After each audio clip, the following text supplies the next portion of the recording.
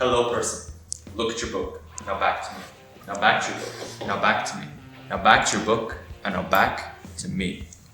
Unfortunately, your book won't teach you about E equals MC squared, but I will, so pay attention. Imagine you're back in 1905. Before you stands the legendary Albert Einstein, having just published his special theory of relativity. In it was his most famous equation ever, E equals MC squared. So, everyone's heard of E equals MC squared. What's that actually mean? Well, E stands for energy. What's energy? Good question. Energy is the ability to do work. Okay guys, I'll explain energy. As that boring guy was saying, energy is the ability to do work, and work is all about movement. So for example, this guy now has potential energy. When I push him, it turns into kinetic. Is that still on? Sound energy are simply vibrations traveling through the air, which your ear picks up and then transforms into signals which go to your brain and then are transformed back into sound. Like oh my god! Stop! For example, that's so-called music. Light from this flame lets us see, and heat coming from it keeps us warm. Now the next thing we have to explain is the M in E equals MC squared, which stands for mass. Mass is quite simply the amount of matter in an object or a substance, and, well, can't be changed normally.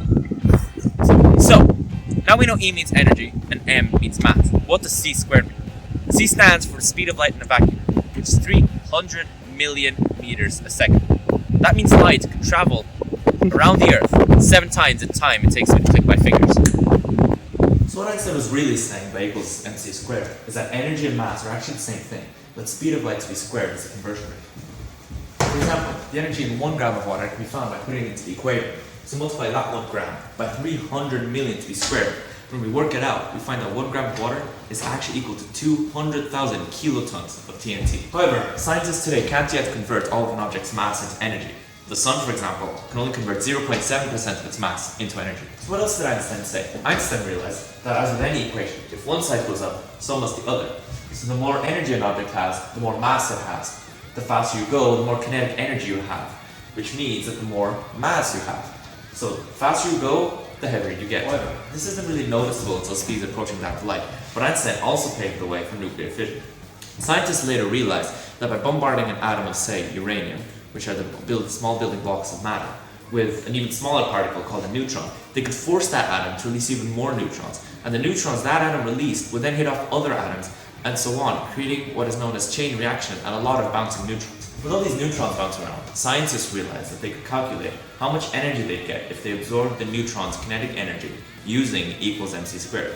They realized that they could make a really powerful energy source, or a bomb if the energy got out of control. So now you know E equals MC squared and nuclear fission work. What you probably don't know is that a 60 kilo human being has the same amount of energy as a bomb, 60,000 times more powerful than the one that destroyed Nagasaki. So whenever someone says you have potential, they don't know the half of it. Also, I'm on a horse.